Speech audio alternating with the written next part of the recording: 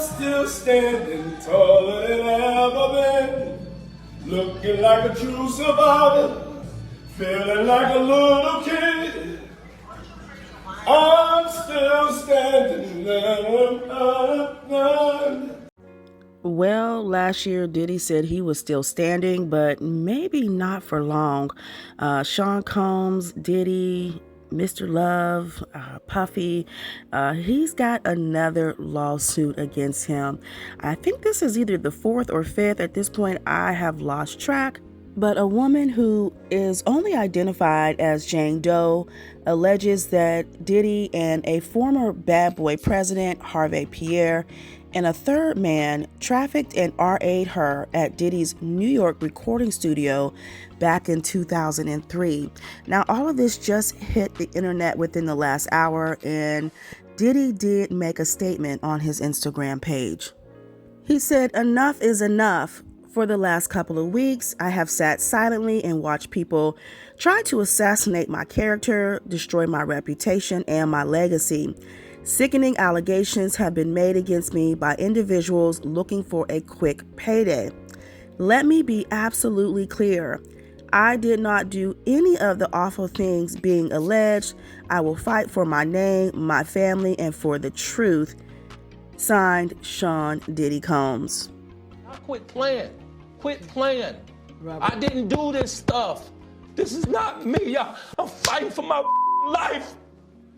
Y'all killing me with this. Well, R. Kelly said the same thing, but I don't know, you guys. So basically, the article that came out today says that Sean Combs, his longtime lieutenant, harvepierre, and a third unidentified man allegedly gang RA'd a 17-year-old girl inside Diddy's recording studio in Manhattan in 2003 after the high school student was trafficked across state lines and supplied with copious amounts of drugs and alcohol.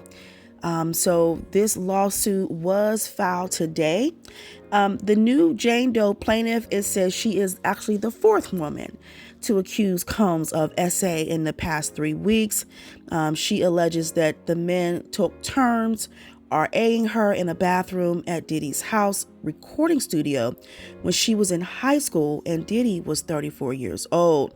So according to the documents, how this all came about was it alleges that Jane Doe was out with a friend at a lounge in the Detroit area 2 decades ago when Pierre singled her out, complimented her appearance, and insisted that he was best friends with Diddy. Pierre purportedly told the teen that Diddy would love to meet her and called him on his phone so that the music mogul could personally invite her on an impromptu trip to New York aboard a private jet. The 14-page complaint alleges the private jet eventually transported the teen to Teterboro Airport in New Jersey, where a waiting SUV whisked her, Pierre, and the third unidentified man to the studio where Combs was finishing up work with a recording artist.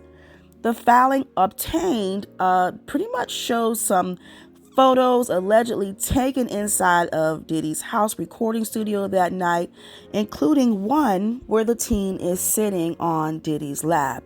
The filing claims that the teen was fed a copious amount of intoxicants as Combs, Pierre, and the third man, who is unidentified, hit on her incessantly and groped her body.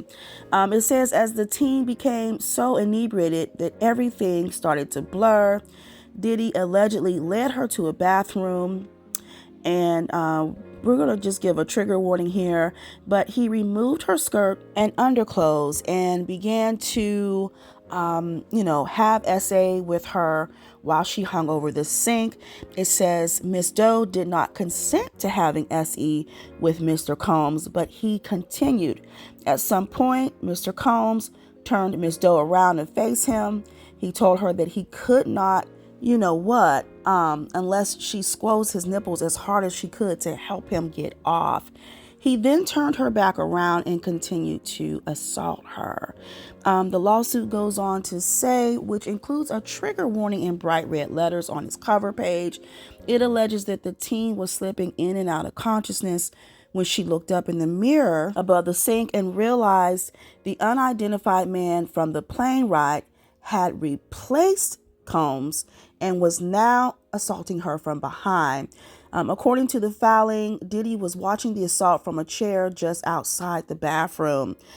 Jane Doe alleges the unidentified man ignored her pleas to stop, but eventually got out of the way so Pierre could take a turn. She claims Pierre first subjected her to non-consensual VASE and that he finished by violently forcing her to give him oral SE. Miss Doe says she remembers that Pierre was sweaty and that she had difficulty breathing. Now, the lawsuit goes on to state that when Mr. Pierre finished, he left Miss Doe in the bathroom alone. It says that she fell into the fetal position and laid on the floor as her private part was in pain. Now, once the team regained her bearings enough to walk with some assistance, she was taken back to the airport and flown back to Michigan. Now, in this lawsuit, it also names Diddy's house recordings and Bad Boy Entertainment as defendants too. The Jane Doe says she has very limited recollection of the return flight and only remembers being in her car sometime early in the morning.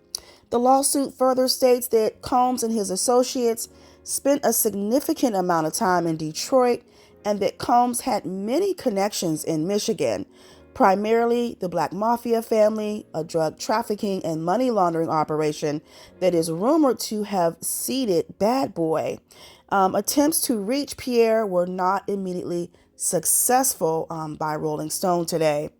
Lawyer Douglas Wigger filed the new lawsuit on behalf of the team, and he previously represented R&B singer Cassandra Cassie Ventura in her bombshell November 16th complaint against Diddy. So they're saying that this new Jane Doe lawsuit filed today was brought under a New York City measure called the Victims of Gender Motivated Violence Act legislation from the City Council that created a 2-year look-back window for civil claims that previously failed outside the statute of limitations. The measure applies to claims of gender-motivated violence inside the city's 5 boroughs only, and it expires on March 1st, 2025. So people have a whole year and a few months to bring up any more allegations that occurred in those boroughs in New York within that time frame. But despite Diddy denying any wrongdoing, he did step down from the chairmanship of his media company Revolt last week and reportedly was dropped by the Harlem charter school that he co-founded. Liquor giant Diageo, meanwhile, is asking a judge to block Diddy's request for a court injunction that would allow him to use incoming marketing dollars to splash his face on advertising for De Leon tequila. Diageo said such a campaign would be devastating to their brand. So sound off in the comments below. Let me know your thoughts about all of this. At this point, this is just not looking good for Diddy. But I want to hear your thoughts. Let me know in the comments. And as always, I thank you guys for watching and listening. And I will talk to you in the next video.